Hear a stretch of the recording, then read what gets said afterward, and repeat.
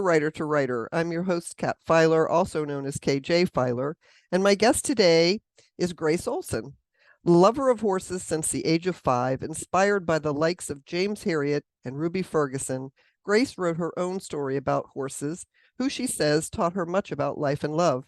Her best-selling, award-winning novel, The Yard, How a Horse Healed My Heart, is the culmination of a life full of ponies and horses. And she uses the profits from sales to support a farm-based therapy center for the terminally ill. Grace currently uses a range of therapies to treat cancer patients, and it is her life dream to be able to provide a haven for farm animals and to help seriously ill people return to nature. Grace, it's so good to finally meet you, if only through the magic of the internet. How are you Yeah, doing? very well, thank you. Very well. And just to let everyone know, I this you'll be the first author that I've actually interviewed who's in another country. I have a couple of friends who are in Australia, but you're coming to us all the way from the UK. Wow. Well, Yeah. So your book has won awards, and you've been in magazines, and you've been on in the news and even on television, which is quite a journey. For those who have yet to discover you or your work, would you please kind of give us a summary of what your gorgeous debut novel is about? so my first book is all about, it's my memoir of how when I had my daughter, I ended up really plunged into prolonged postnatal depression. It lasted for about 7 years. It was hellish. And finally, I got back into horse riding because I used to ride as a child and then I gave up, as you do, and got back into riding, and it transformed my life completely. So it's all about the journey of being completely depressed and miserable to finding true joy and being able to actually be a good mother. Yeah, and it may be a memoir, but to people who have not read your book yet, it reads like a novel. So Yeah. it was quite entertaining in equal measures, hilarity and seriousness. So there were times when I was in tears, and there were times when I was in tears with laughter. So it was really a good book. I Oh, told you what I thought about a couple of the characters. So, so how does it feel to be in the spotlight? um, it's very bizarre. I'm still not used to things like this. I don't think I ever will. It's really unusual to be interviewed as an author. I never thought I'd be an author, so yeah, it's a bit weird. You're going to be on a television show in the UK? Yes, it's really exciting. It's one of the most popular programs in the UK. It's the Yorkshire Vet. Oh, wow. And I know that it is in fact shown in America, Australia, Canada, Denmark, Oh, quite a gosh. lot of places. It's really mega popular. They're filming me mainly about my comedy sheep, because I have sheep now as well as horses, and they all do therapy work. And so the team at the Yorkshire Vet fell in love with my sheep because they're so cuddly. They are amazing creatures. So it's all very exciting. They are, and we'll talk about the sheep before we go here, but I am in love with your sheep. My particular favorite is Merlin, but I still like Lancelot and Galahad, and they're beautiful and they're really cute. Um, so I was drawn in immediately, and as we discussed, I had two horse situations early in my life, and they taught me so much.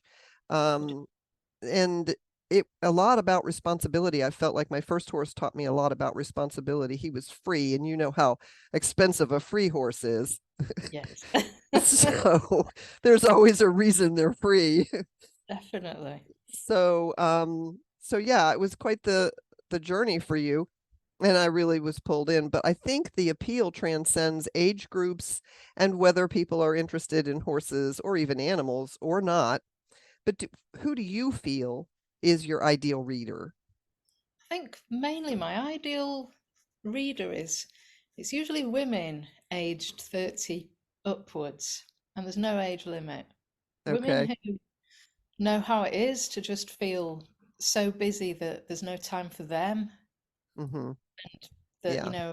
they're looking after so many other people and have this dream to have a horse. Because a lot of women, when you're a little girl, you go for your riding lessons, and not everybody can afford to have a pony. We couldn't afford it. We couldn't afford anything.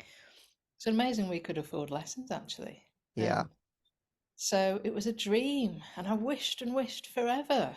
And then I got married, and he was so miserable. He was like, "We're not wasting money on a horse." And, Yeah. and so, and then when it actually did finally happen, it was wow. So I hope that my book will appeal to women who've had that dream. And I think also there's another appeal too, and it has to do with the frame of mind that you're in as a young mother and other things. And we'll talk about that in just a second. If you had to compare this book to a series that we're all familiar with or an author, who would you give a nod to? Definitely All Creatures Great and Small, Yeah. James Herriot. Yeah. It's been compared to that so many times, which is such an honour. hmm And in bookshops, it's placed next to his books. Yeah. Is that amazing or what? Just wow. I remember walking into a bookshop. I didn't even know my book was in it. And I saw it next to James Herriot, and I just thought, Yeah, wow, it's my pretty hero. amazing. Yeah. Yeah, we were big fans of the show before I ever read the book. Right. And so yeah, so the first trip I did to the UK, we went in search of the water splash and all the things that were in the book. And I was very lucky to have met him. His Oh, wow. his actual name, I'm sure you know this, is Alfred White. And Yes. he had become so famous that he had one day a week there in the little town when he would open the surgery and sign books. So, and oddly, most of the people who were coming to get their books signed were Americans. Oh, So yes. Isn't that brilliant? I it love is that. brilliant. Yeah. So, how have you coped with book signings? Have you done any? Yes. Oh, it was wow. So Yeah. the first one was when I did my book launch at the local horse rescue centre, and I wasn't ready. I just had my hair scrunched on my head, no makeup on, because I just thought, oh, I'll have ages to get ready. Nobody's going to turn up. I expected maybe like a few of my family, and there were hundreds of people. Yeah. So I didn't have time to do my hair, or get changed, or eat, in fact. And they had to open a whole field for another car park. Wow. And I was crying. I kept Oh, crying because I just couldn't believe people had travelled. Somebody had travelled for 2 hours. yeah. Oh, I'm not surprised. Oh, wow, is that? So that was Yeah. just tears. Wow, this woman. Yeah. Um, so my face was just like that, and and I get really snotty when I cry, so it wasn't a good look. But it was phenomenal. Literally hundreds Yeah. of people. Yeah, I'm glad that that's the experience that you're having, and I'm not surprised because it really touched my heart, and I was really thinking to myself, who else could read this? And the list is endless. So Oh, yeah, wow. there were an awful lot of people that I thought could read this. First comes to my mind is my daughter. She just rescued a horse, and she's always wanted a horse, but she has no experience with horses, and she's keeping him on a farm where the girl who's her best friend has a lot of experience, but my Yeah. daughter has so much to learn. Oh, well, yes. And when you have a horse that also has a lot to learn, that's quite the journey, which It your book is. is all about that. So that's one of the things she'll be getting for Christmas is your book. Oh, So but I think it's perfect that if she doesn't know anything, she's open and it'll be more natural. She'll be able to go with the flow with him and yeah, not rein him. It's yeah. perfect. I think you're right. He's got some sort of behavioral issues and but none of them are dangerous, and it's just about trust. And I think she's going to be on this a very similar journey because she's also a mother, and she's just had her second child, and Evie Wow. is just a year. And so Wow. you Oh can my just imagine, yeah, God. and she runs a farm. She's got everything but horses. So, yeah. Oh, so she's used to animals. Yes, she doesn't have any sheep, but she has goats. So, Well, they're even harder. oh, they're a mess. They're out all the time. She's Yeah. finally, I think, contained them, but then somebody recommended that they use them in the north of the United States as a green way of clearing right of ways before they do road work. brilliant. Well, Yeah, and so they put up temporary structures, and she kind of thought that she would try it, and then she realized that they're escape artists, and there's no way she could put a temporary structure up. So that's yeah. not going to happen. Your book is downright hilarious at times. It's lively and very wise, all at the same time. But it touches on some serious topics. It touches on mental health and postnatal depression, how healing it is to be with horses, and I would love for you to speak to that. Yeah, I found it really hard actually at first to open up. When I first wrote the yard, it was 100% comedy. I was really fortunate that I was able to afford this amazing editorial company. So my personal editor said, "Well, it's really funny, but where are you in all of this? Yes. What was happening with you?" I'd mentioned briefly postnatal depression, so she dug around, and it all just started to pour out. So when I was writing it, I was actually crying a lot of the time because Oh, it was so yeah. therapeutic to go through it and remember it and let it out. And then I realized actually it is important, and it's nice to have a really good laugh, but actually life isn't always just a laugh, is it? It's got Right. sadness and pain. And so I just thought, right, well, if I'm going to do it, I'm going to do it properly. So I just went there, said it all, because I think it's a topic that isn't often spoken about because you have a baby and everybody expects you to be really happy, and because you're so lucky to have a baby, not everybody can have children, and it's horrendous for those women, Yeah. the pain that they go through. So it's almost like you feel guilty Yep. because you should be in love with the child, but sometimes hormonally it just goes wrong Hmm. and you don't feel love. You feel utter terror and fear. Hmm. And that's how it was with me. I was terrified of being a mum. Yeah. And It then was, there's the sleep deprivation. oh God, I didn't sleep for years. She was a brilliant sleeper. Oh She was gosh. perfect. But I was awake, like, is she gonna die? Yes. Yes. Yeah. Yeah, I Terrible. remember putting the mirror in front of my daughter's face. Our son was born colicky, and I was so sleep deprived that I people were pretty concerned that I was just half awake all the time.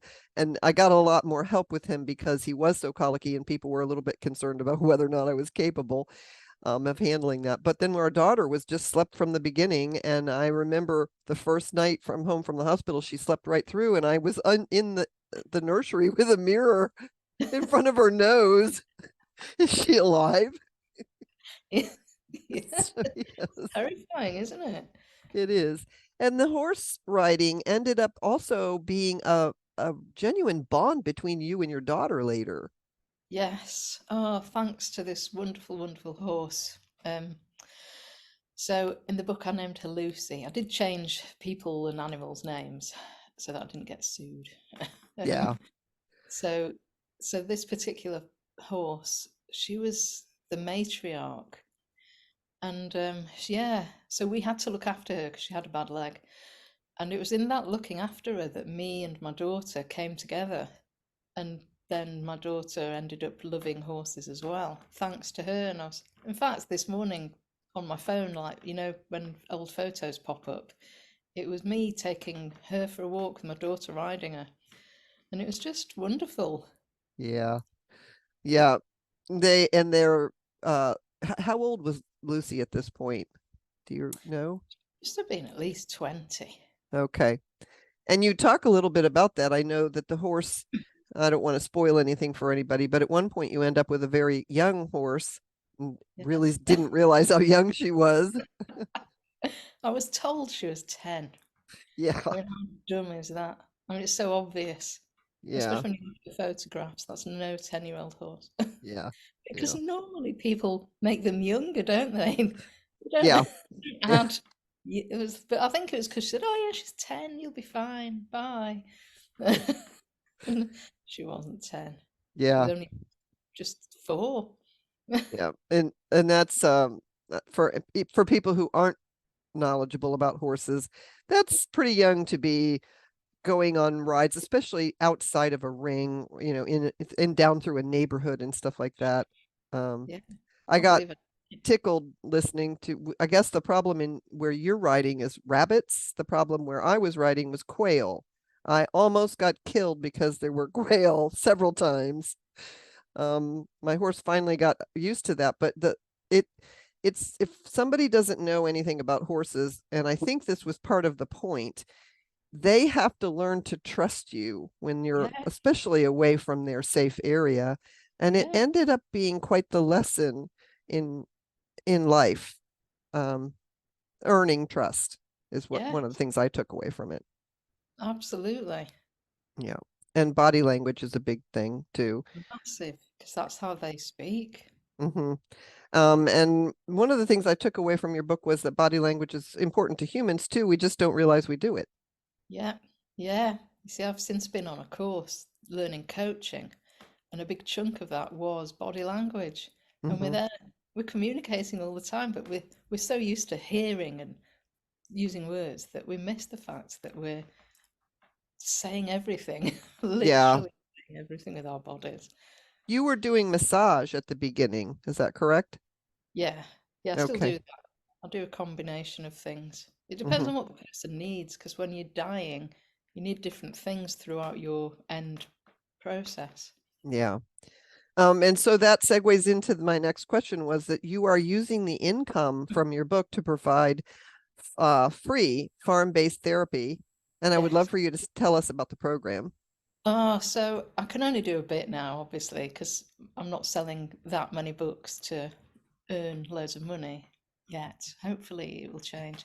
But I do like to do things for free because when people are very ill, they're often not able to work, and but they need extra support because over here our health service, it's all very, well, it's a bit rubbish at the moment, but it's very just medical, and people need other things as well.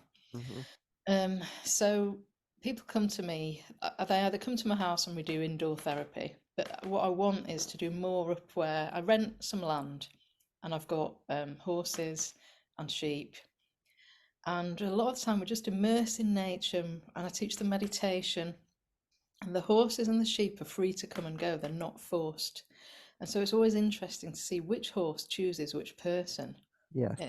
and how they're so different. So like with me, my horse Poppy, she can be really moody and just like, oh, go away, no, I can't be bothered. But when other people are there, she's so caring and, oh, how are you? And she's Yeah. just lovely.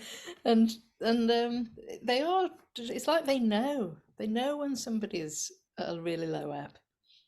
Well, and from reading the book, I remember how she was in the beginning and your concern about taking on a horse that, well, you had figured out she was young and she was also a sport horse, and large.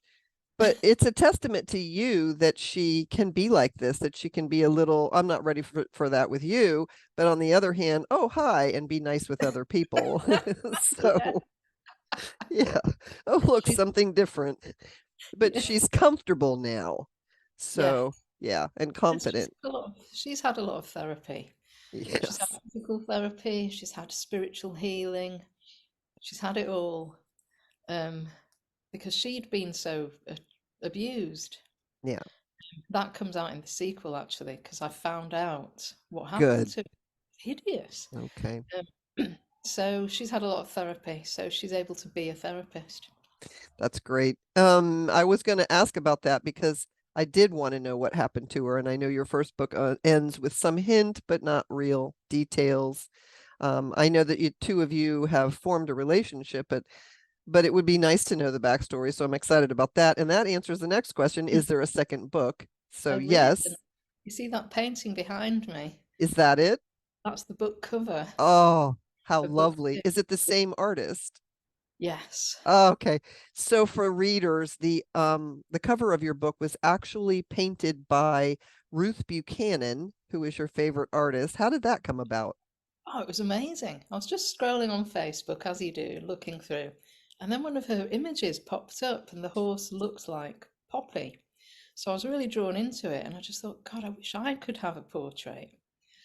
And then my mother-in-law passed away, and No. we inherited enough money for me to be able to splurge.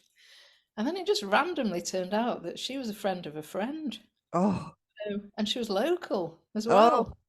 So it was just perfect. So she came and she did the portrait. The portrait of Poppy is actually over there. You can't see it. And then I wrote the book and realised that's perfect for the cover.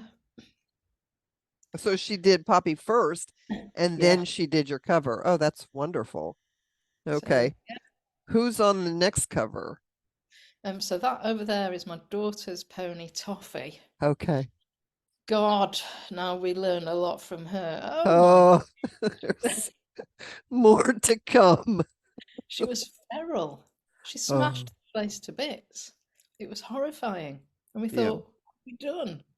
yeah, We only bought her because we felt sorry for her." And yeah, but yes, so the comedy and the emotion in the second book comes from what we learned from Toffee. yeah. That So, becomes Shanda. They had to be separated. horses. Yeah, like anybody who hasn't had a horse, I, they're not like any animal I've ever had, and I've had a lot of different types of animals, but there's something about a relationship with a horse. Yeah, And it doesn't, this is something that my daughter's finding is that it doesn't always start right off with love and trust and everything. You actually have to earn that relationship. oh, yeah, especially with a mare. Which I think is part of the actual healing part of it, because you can't, it's not a goldfish. You actually have to put the time in, Yes, and the money. They're a little bit expensive. So, very. yeah. So please tell me there are sheep in book two. No, the sheep, No. they'll arrive in book four. Okay. Did you have a children's book with the sheep? Ah, yes. I'm so Okay. excited. I'd, I got, when I was writing the sequel to The Yard, I got writer's block when it came to editing it. So to distract myself, I wrote a children's book, as you do. And that is now pretty much finished. Well, it's with the printer now. So it will be officially published on the 23rd of January. Okay. And it's been such fun. The Yeah. illustrator, he is hilarious. Sadly, I couldn't afford Ruth's prices to illustrate this book. Because she is, the top echelon of artist. Yeah. So I got a book illustrator. But it's fun. And so the book is all about Merlin, my first sheep, and how loving, and it's all about finding love, what real love is. Um, but not wanting to give too much away. Yeah. But it, Um, well, anybody who goes to your author website can see them. There's yeah, blog posts about them. This is how I fell in love with them. So I know all their names, and I look to see who's up next. they're so cuddly. They're They just are, they are cuddly. It's really amazing to me when you think that they're herd animals. You have the one blog post which I think is hilarious, where I think is it Galahad? One of them is giving you cuddles and the others are grazing, but this sheep oh, is just loving the attention and would he is. rather have that than eat. Yes, yeah, he's so sensitive. I like to imagine that when I'm not there, he's playing like the lute and writing medieval poetry because he's so emotional. Yeah. So, so when are the books due to, we said the children's book, but when is book two in this series due to release? Spring. I haven't got Okay. an actual date. I'm halfway through editing it, and my editor, she is like one of the best editors in the UK. She's like a scout for all the top publishing houses. She's hardcore, and she Yeah. is literally kicking my backside, which is brilliant because she's making me add more emotional depth. So it's got lots of mental health issues, and it goes further into my childhood, lots of pain and sadness and but again, all wrapped up in comedy. The So healing and stuff. yeah, Yeah. Yeah. It's an amazing journey. And it was very brave of you to share it with the world. And I'm glad that you did, because as you said, this is going to open up conversations about an awful lot of topics, not just about horses, but Yeah. about the postnatal depression and other things too. I won't give this, too much away, but there was also discussions about whether or not you had the right to spend the time on yourself. It's not even the money, it's the time. And I think a lot of mothers go through that. Yeah, So it's about guilt, isn't it? You think, oh, I should be doing the washing or yes, yes, even if you're holding down a job, um, I know in so many women where they're holding down a full-time job and they have children and they're without even asking the question about who should be doing what, they're doing all of it. They're still doing 100% of the mothering and the cleaning of the house and handling the budgets and scheduling the dentist appointment and everything, you know. yes, Yeah, it's a million jobs all at once. yeah. So, Grace, is there a question I have not asked that you wish that I had? No, I don't think there is actually. Okay. You've said everything. Well, I hope that you'll let us know and come back for book two. Sure. And I would actually like to have you back for your children's book also, because we haven't had too many children's authors, and it's something I'm honing in on. I wanted to let you know that the reason that you're on is because, as much as I loved your book, I started this as just a way of letting people meet the authors that they haven't had the opportunity to meet. And you have a lot of American fans, and they don't have the chance to go to a book signing in the UK. But I get email from people who know my background in publicity and say, can you get this author or can you get that author? And so you've had several requests. So that's why you're here. There's my list of people that I definitely want. And then there's the list of, can you please go after this person and can you please ask Hey, that person? an honour. Yeah. That's I'm blown away by that. Oh, it's amazing. No, but the book definitely warrants all that attention. So listeners, please remember that the nicest thing you can do for your author is to leave a review, and Mm. you don't even have to write much, just assign stars. And if you like the book and you would like to hear from the author again and would like to keep them in business as an author, that's the best thing you can do for them. Plus, authors love to hear from their readers. Sometimes it's better than money. Also, for this is the season of giving, but all year is the season of giving.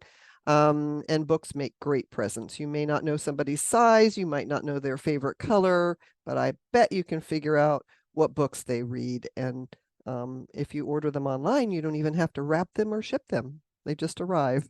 So, as always, I'll post the links below so you can find Grace and her books and keep up to date on her passion projects. Grace, I really appreciate you making the time. It's been so lovely talking to you. And you, thank you so much. Thank Thank you you. very, very much.